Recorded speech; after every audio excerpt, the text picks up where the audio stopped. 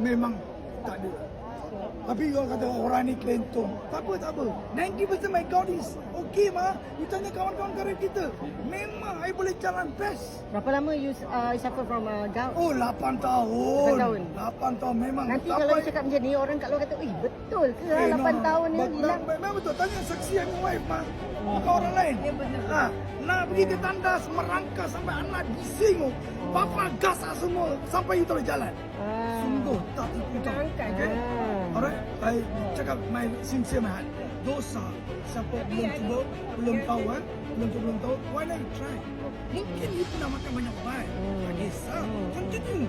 With the medicine doctor semua you go ahead.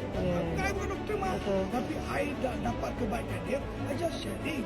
I bukan jual barang. Kita ni sincere dapat naluri bukan setakat lip service bukan betul setakat ini. Memang sungguh.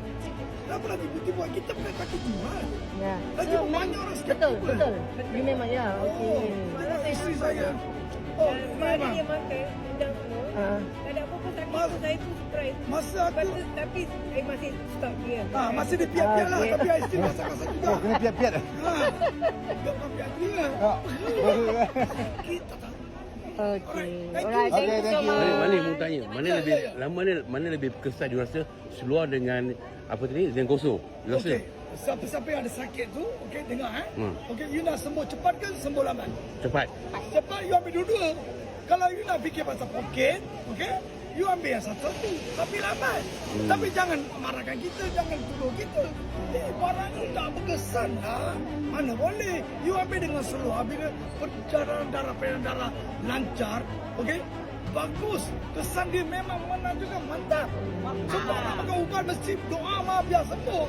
Betul tak? Betul. Okey, tak apa. You sembuh tu ke dia lah. Allah, Tuhan yang menentukan. Tapi yang kita, yang pesakit, kita kena insaf dulu. Yang mana you try. So sekarang tak terpantang makan lah. Pantang nampak? Pantang tu sikit adalah. Tapi tak pantang mulut, kena sikit lah. Bukan 100% kalau tak ada. Sebab apa? Kalau 100% tak ada, maknanya kentong. Kita tak nak kentong. Why don't you try? You try the product. Then become IBO. And I beli benda, you make